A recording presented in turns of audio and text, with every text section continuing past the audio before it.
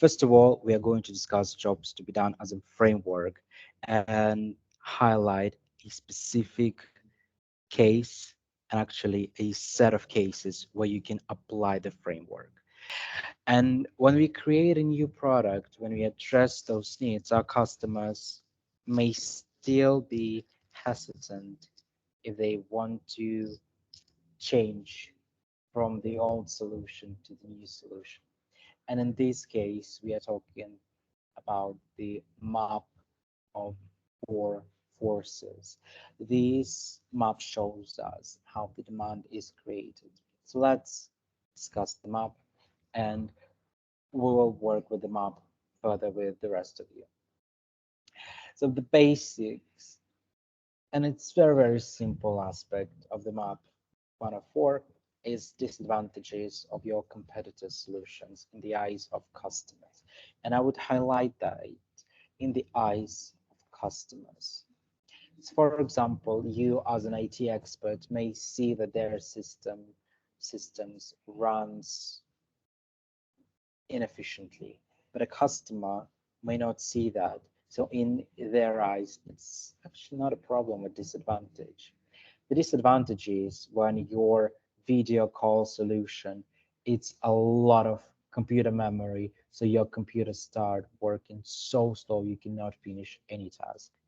In this case, this is the eyes of the customer. So yeah, the first thing we have to identify while talking to our customers in interviews is what are the disadvantages of the existing solutions. And by solutions, we are thinking about all scope of things that help our customer, or scope of things that helps our customers to achieve a particular result, and they can hire to solve, or they can hire to do a particular job. So it's not just, for example, if we need to do a business meeting, right? It's gonna be an avenue of possibilities or instruments and tools we can do that.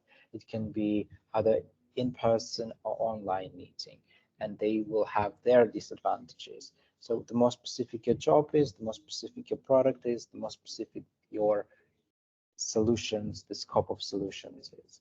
But please do not forget and do not limit yourself just to one specific customer or a company. It's a scope of solutions, and they will have disadvantages in the eyes of your customers.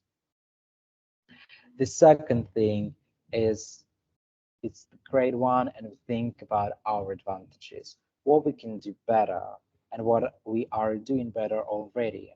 So again, from the customer perspective, if we are doing something great, but our customers don't really think that it's something essential, or they don't actually see that as an advantage, but more like a hygiene factor, that will not work and that will not help us to create demand.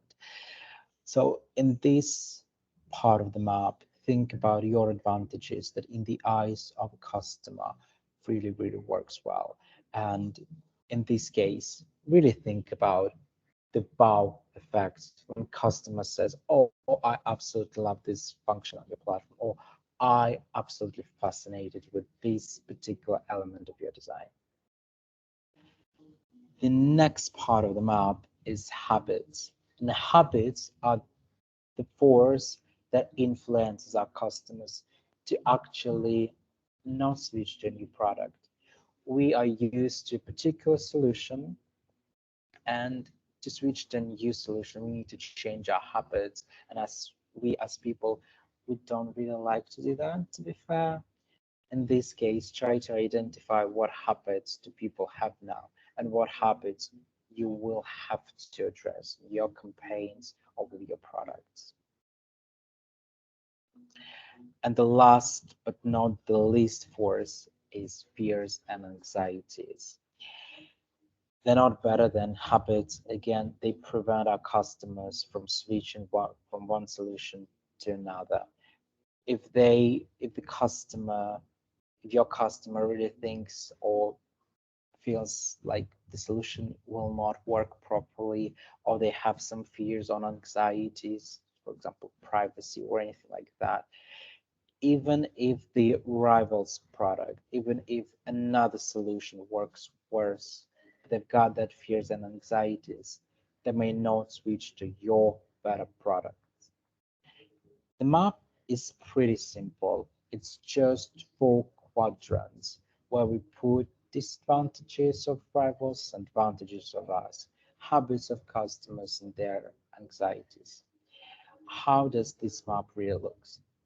So again, as we have discussed, disadvantages of rivals and advantages of our products, they push customers to our solution.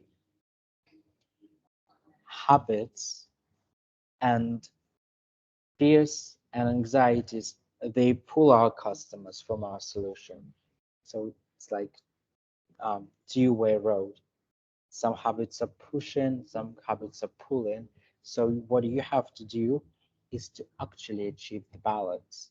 You have to make the forces that push your customers to your solution stronger and delimit the value, work with the habits, work with anxieties, work with fears to actually show this product is better.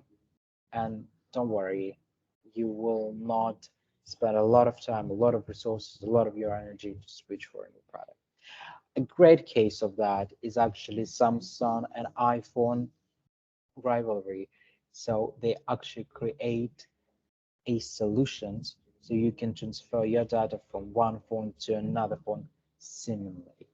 This is a great, absolutely fantastic example of how some companies work with anxieties and habits. For example, you have an Android phone, for example, Samsung, and you think, how do I transfer all the valuable data from this phone to my new iPhone, right? Or vice versa. And you've got a specific solution. So this is a great example of that. Find out more at Duamentes.com.